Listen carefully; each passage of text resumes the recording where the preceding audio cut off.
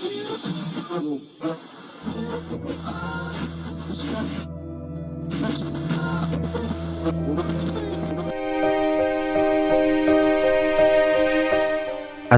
warahmatullahi wabarakatuh, Sobat Ramis, apa kabar?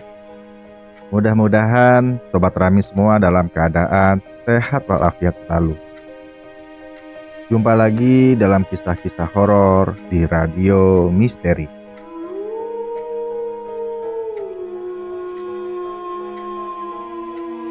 Pada episode kali ini, saya akan membacakan sebuah kisah tentang satu kampung yang diteror oleh sosok kuntilanak merah.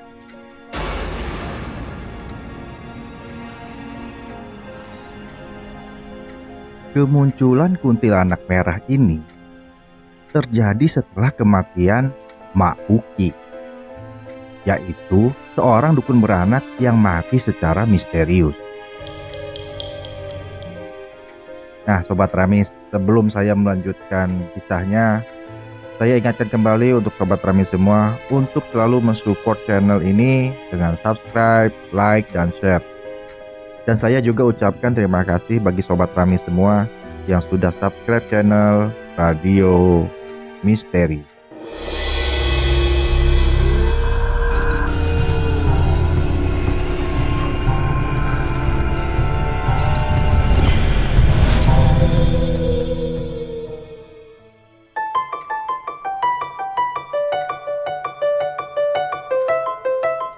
Kisah ini terjadi di sebuah kampung kecil di kaki Gunung Galunggung, Provinsi Jawa Barat. Sebenarnya Sobat Ramis, tidak diketahui pasti kapan waktunya.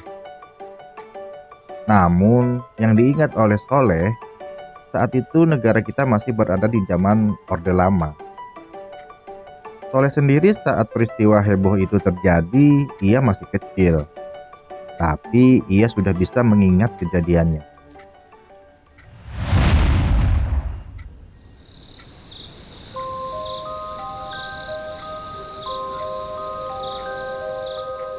Malam itu, emak yang sedang hamil tua meringis-ringis menahan mulas perutnya. Melihat emak yang sebentar-sebentar meringis, membuat bapak mengambil inisiatif untuk memanggil Mak Uki, yaitu dukun beranak yang sangat terkenal di kampungnya.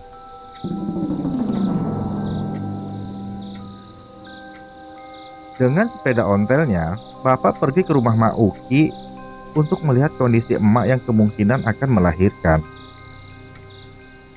Nah, rumah Mak Uki sebenarnya tidak terlalu jauh, tapi jalan menuju ke sana cukup melelahkan karena harus naik turun tanjakan dan jalannya gelap.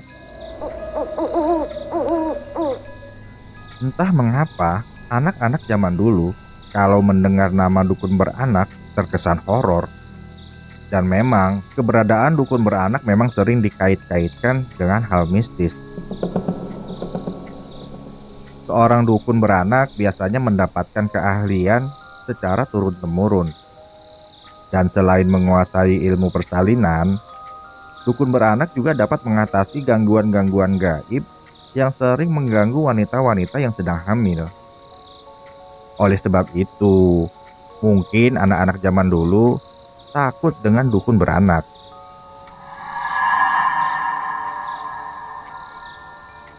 Mak Uki sendiri orangnya sangat jarang bicara. Jalannya cepat dan sedikit agak bungkuk, sehingga menambah seram penampilannya.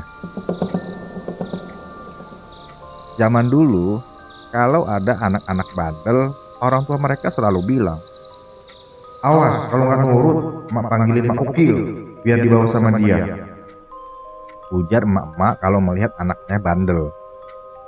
Biasanya anak-anak langsung nurut.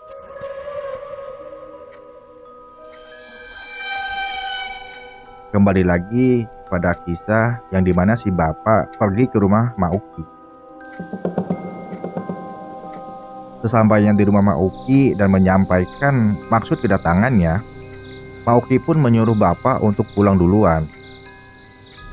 Nah, saat bapak tiba di rumah, bapak kaget ternyata Mak Uki sudah berada di rumahnya Soleh, sedang bersama ibu bersiap-siap untuk proses melahirkan. Nah, peristiwa semacam ini bukanlah peristiwa baru. Mak Uki selalu sampai duluan di tujuan sebelum orang yang menjemputnya sampai kembali ke rumahnya.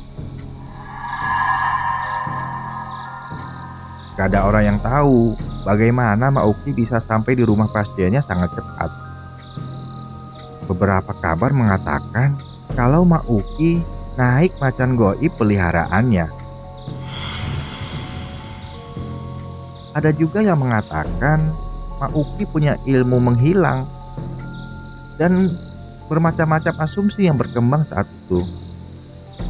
Namun hanya Mak Uki sendirilah yang tahu jawabannya.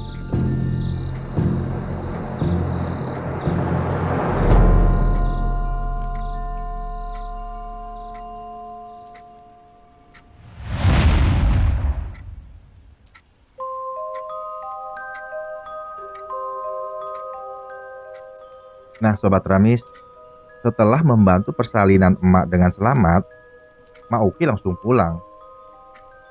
Bapak memberikan ongkos dan biaya persalinan seadanya, karena memang tidak ada tarif khusus untuk biaya persalinan dari Mak Uki. Malahan, ada juga yang memberikan beras atau hasil pertanian sebagai biaya melahirkan. Mak Uki juga sangat terkenal dengan kedermawanannya. Masalah bayaran tidak penting baginya. Apalagi penduduk di kampung ini kebanyakan kaum marginal yang mengandalkan hidup dari bercocok tanam.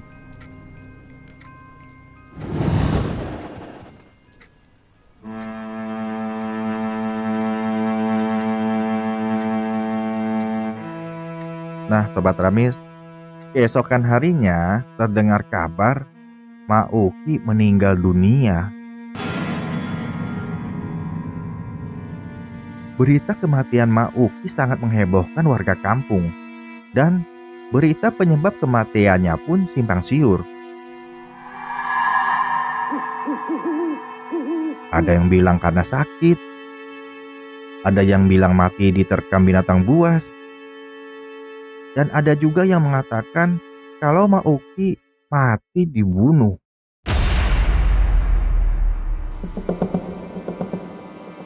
Padahal semalam Mak Uki baru saja membantu persalinan emak, dan kondisinya terlihat sehat-sehat saja.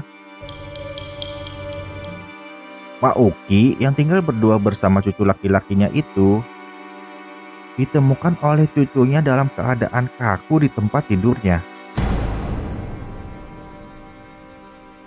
Dan cucunya sendiri tidak mengetahui penyebab kematiannya.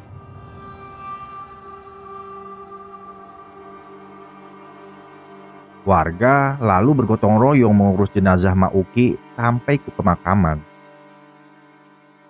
Malamnya, warga menggelar tahlilan selama 3 malam layaknya orang meninggal.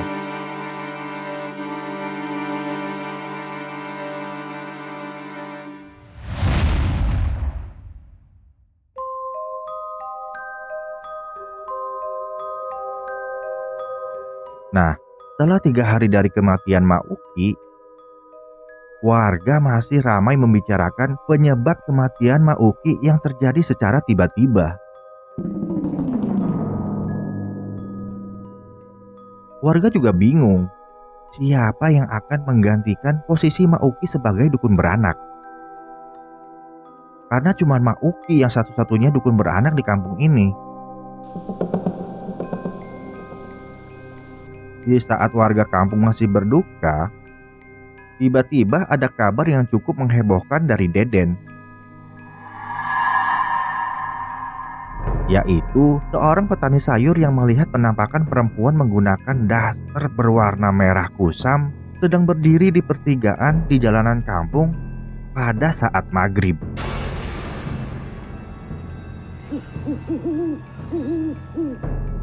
Pertigaan jalan ini di situ memang tidak terdapat rumah warga di sekitarnya. Yang ada hanya kebun sayur dan kebun singkong.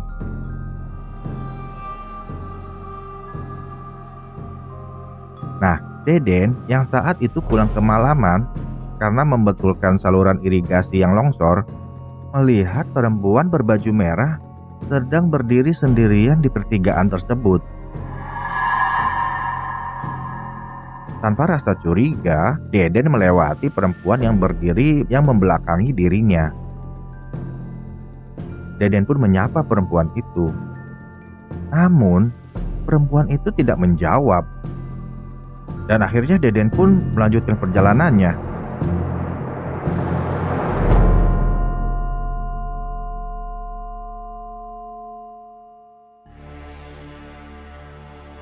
Nah, kira-kira beberapa meter dari tempat perempuan itu berdiri, karena penasaran, Deden pun menengok lagi.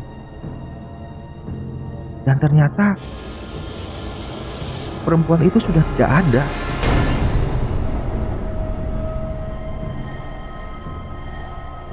Padahal baru beberapa meter ia melewatinya.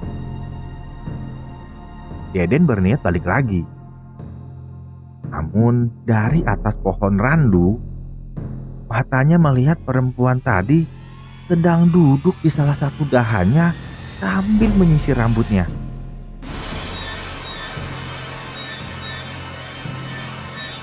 Deden yang kaget langsung berlari sekencang-kencangnya sampai dirinya jatuh tersungkur karena saking takutnya.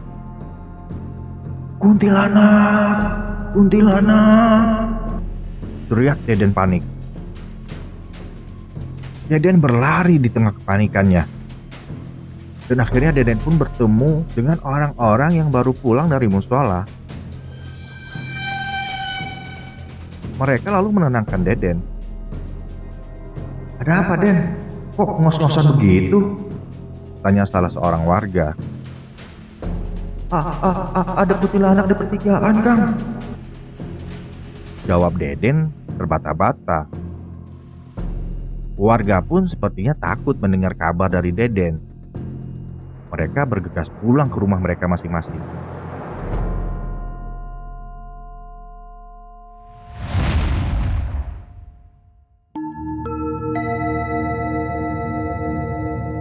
Nah, berita tentang penampakan kuntilanak merah ini dengan cepat menyebar ke seluruh warga kampung, yang mengakibatkan warga kampung menjadi takut, terutama anak-anak. Mereka yang biasanya suka bermain di malam hari, kini lebih memilih di rumah saja. Pada saat itu listrik memang belum ada. Suasana kampung memang benar-benar sepi pada malam hari. Saat suasana kampung mencekam, beberapa pemuda coba mencari tahu keberadaan kuntilanak merah yang seperti diceritakan oleh Deden. 5 orang pemuda yang berani ini berniat mendatangi pohon randu tempat kuntilanak itu terlihat.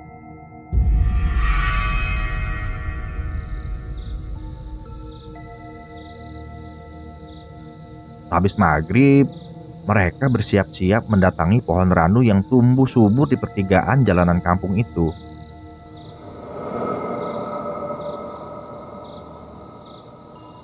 Benar saja, dari kejauhan terlihat lambayan rok merah itu menjuntai ke bawah tertiup angin yang berhembus pelan.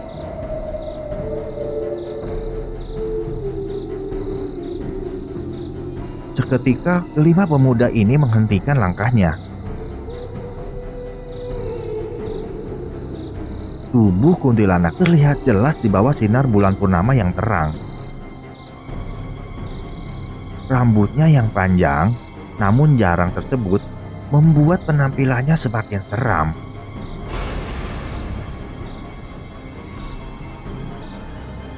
Para pemuda ini memberanikan diri walaupun sebenarnya nyali mereka sudah mulai menciut untuk melihat lebih dekat lagi. Wajah kuntilanak itu tidak terlihat karena posisinya membelakangi para pemuda ini. Mereka pun tidak berani melanjutkan langkahnya. Nah, Sobat Ramis, tiba-tiba kuntilanak merah itu menoleh ke arah mereka sambil tertawa nyaring.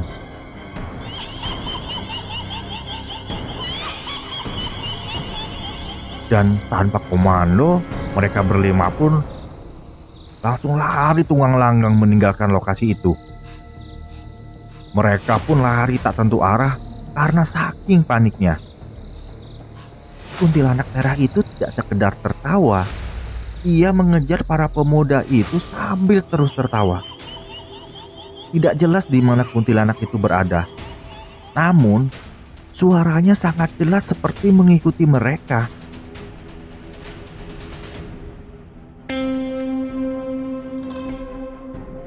Suara langkah para pemuda ini pun mengagetkan para warga. Mereka keluar mencari tahu apa yang sedang terjadi. Nah, melihat warga yang keluar rumah, para pemuda ini pun menghentikan langkahnya. Dan anehnya, seketika suara kuntilanak merah itu pun menghilang. Para pemuda yang ketakutan ini duduk di tanah dengan nafas yang masih ngos-ngosan. Orang-orang lalu bertanya, ada apa dengan mereka sebenarnya? Kami dikejar kuntilanak merah yang ada di pohon randu itu, Pak. Jawab salah satu dari mereka. Warga mulai merasa tidak nyaman dengan kehadiran kuntilanak merah tersebut. Mereka lalu memanggil seseorang yang dianggap bisa membantu menyelesaikan masalah ini.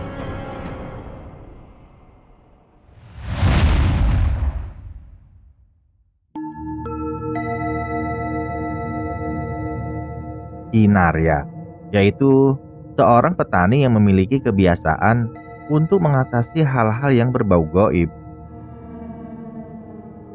Kinarya menyarankan agar pohon randu itu ditebang saja, supaya kuntilanak itu pergi dari kampung ini.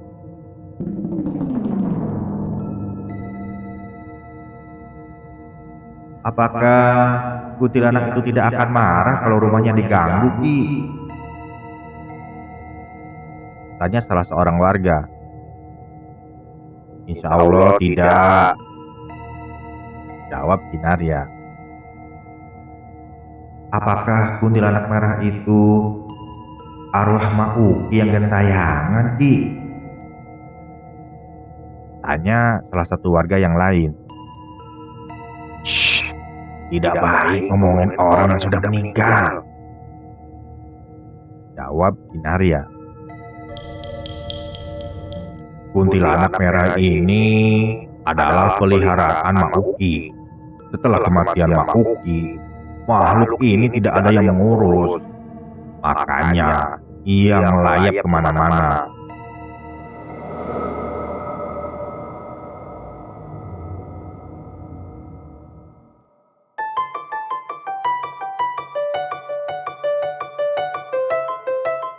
Nah, Sobat Ramis, singkat cerita, keesokan harinya, warga pun bergotong royong menebang pohon randu itu dengan memotong-motongnya menjadi potongan kecil untuk dijadikan kayu bakar. Dan benar saja, setelah pohon randu itu ditebang, kuntilanak merah itu tidak muncul lagi. Dan warga pun merasa sudah aman dan tidak takut lagi untuk keluar pada malam hari.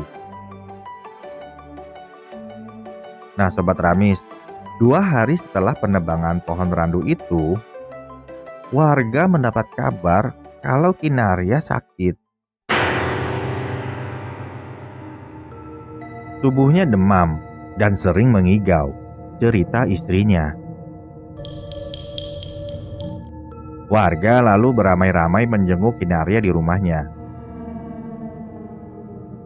Nah, saat banyak orang yang menjenguknya, Kinarya yang tadinya terkulai lemas di tempat tidurnya, tiba-tiba duduk dan mengancam orang-orang yang datang ke rumahnya tersebut. Kalian memang biadab, kalian biadab, kalian jahat. Nadanya membentak. Warga yang hadir terlihat ketakutan. Namun, atas inisiatif seorang warga, mereka lalu berusaha menenangkan Kinaria. Warga beranggapan kemarahan Kinaria adalah halusinasi akibat demam tinggi yang dialaminya. Istrinya segera mengompres Kinaria berulang-ulang agar demamnya turun. Tak berapa lama kemudian Kinaria mulai tenang dan akhirnya tertidur. Melihat Kinaria yang sudah tenang, akhirnya warga pun berpamitan pulang.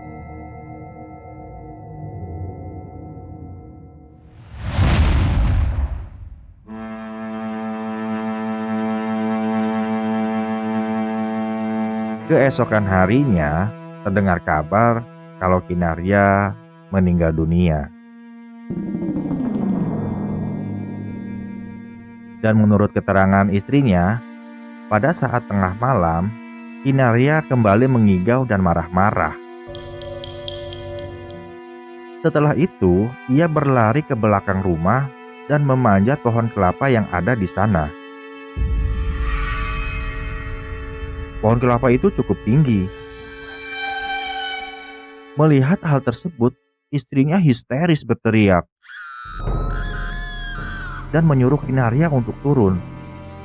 Namun, Kinaria terus naik sampai ke pucuknya. Lalu, ia berdiri di salah satu pelepah daunnya. Lama Kinaria berdiri di pelepah daun itu. Dan sampai akhirnya ia menjatuhkan diri ke tanah.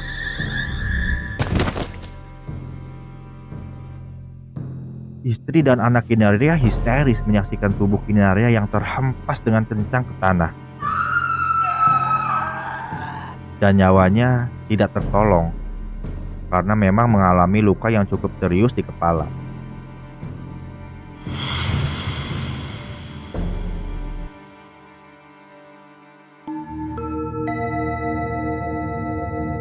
Warga kampung pun geger mendengar kematian Kinaria yang mati dengan cara menjatuhkan diri dari pohon kelapa.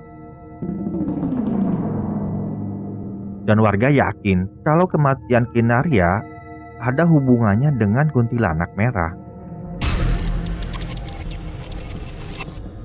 Dan mereka juga percaya kalau peristiwa kematian Kinaria akibat kemarahan kuntilanak merah yang rumahnya ditebang atas saran dari Kinaria. Warga pun semakin takut dengan sosok kuntilanak merah ini. Jangan-jangan warga yang ikut menebang pohon randu itu akan mengalami nasib yang sama dengan Kinaria.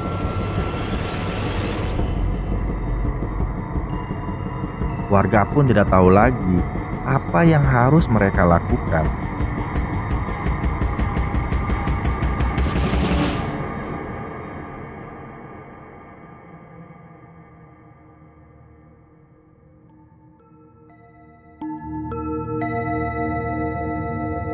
Nah, Sobat Ramis, singkat cerita, 1 minggu setelah pohon randu itu ditebang, tiba-tiba kuntilanak merah itu muncul lagi. Tapi sekarang di jembatan kecil yang ada di bawahnya terdapat pintu air irigasi. Lokasinya itu berada di selatan kampung. Beberapa warga sudah menyaksikan kemunculan kuntilanak merah di jembatan irigasi itu. Selain menampakkan diri di jembatan irigasi, kuntilanak merah ini sering melintasi jalan kampung saat dini hari. Beberapa warga yang pernah menyaksikan mengatakan kalau tubuh kuntilanak merah itu sekitar 3 meteran.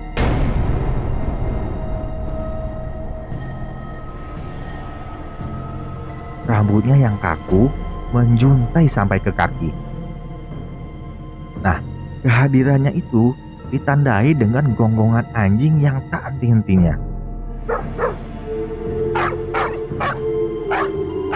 Dan setelah itu akan tercium aroma kembang kenanga. Warga yang sudah tahu tanda-tanda kehadiran kuntilanak merah ini memilih untuk diam di rumah dan tidak mengeluarkan suara. Kuntilanak merah ini melayang pelan menyusuri jalanan kampung yang sepi dan berkabut. Sambil menggerak-gerakkan tangannya seperti orang gerak jalan. Jari-jarinya tidak nampak karena tertutup dengan lengan bajunya.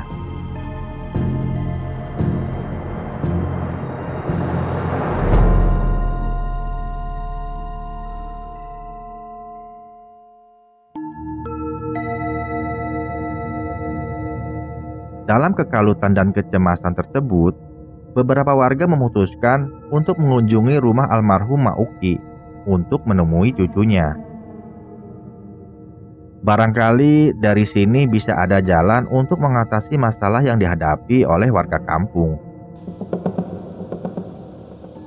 Warga lalu menemui cucu Mauki di kebun dan berbincang santai. Nah, dalam obrolan itu, warga menanyakan tentang kebiasaan sehari-hari Mauki. Cucu Mauki menceritakan semua kebiasaan-kebiasaan neneknya tersebut, yang hanya berkebun dan masak untuk makan mereka berdua. Menurut cucunya, tidak ada yang aneh-aneh dari kebiasaan Mauki dalam kesehariannya. Di tengah obrolan, tiba-tiba cucu Mauki bercerita kalau dia pernah beberapa kali diajak neneknya tersebut pergi ke rumah keluarganya di dusun di balik Gunung Galunggung itu. Tapi ia sudah lama sekali tidak pernah mengunjungi keluarganya tersebut. Sebenarnya mereka itu bukan keluarga, tapi karena nenek pernah lama tinggal di sana, jadi sudah dianggap keluarga oleh nenek. Cerita cucu Mauki. Dan nenek bisa ngobatin dan membantu orang melahirkan karena sering ikut membantu keluarganya itu kalau ada orang yang sakit atau melahirkan. Lanjut ceritanya.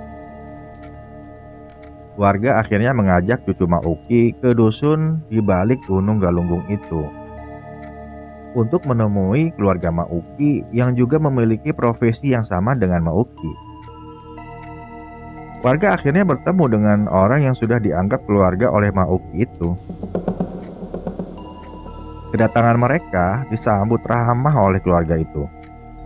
Dan mereka kaget mendengar kabar kalau Mauki sudah meninggal dunia.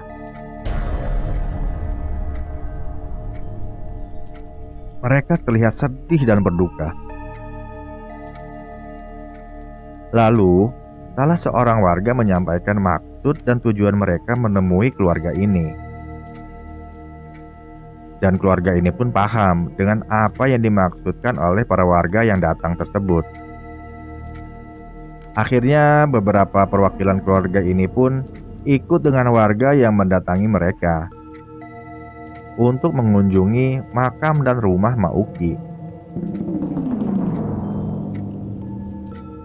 Setibanya di kampung Mauki, mereka langsung menuju ke makam untuk mendoakan Mauki. Dan setelah itu mereka mampir ke rumah Mauki dan minta izin pada cucu Mauki untuk mengambil beberapa barang milik Mauki. Sambil beristirahat, mereka menceritakan pada warga bahwa barang-barang yang mereka bawa adalah benda-benda pusaka yang dititipkan kepada Mauki oleh mereka. Saat keluarga Mauki memperlihatkan barang-barang tersebut kepada warga, tiba-tiba tercium bau kembang kenanga. Aromanya begitu kuat sehingga membuat bulu kuduk para warga merinding. Keluarga Mauki akhirnya tidak jadi memperlihatkan barang-barang pusaka itu karena mereka sadar kalau barang-barang seperti ini tidak boleh diperlihatkan sembarangan kepada orang lain. Nah, sejak peristiwa itu, penampakan kuntilanak merah yang galak itu akhirnya tidak terlihat lagi di kampung mereka.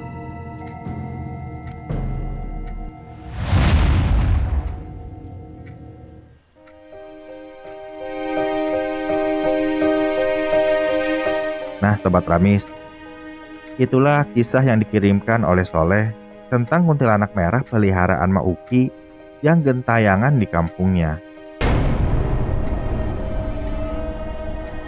Terima kasih Sobat Ramis semuanya sudah menyimak kisah ini.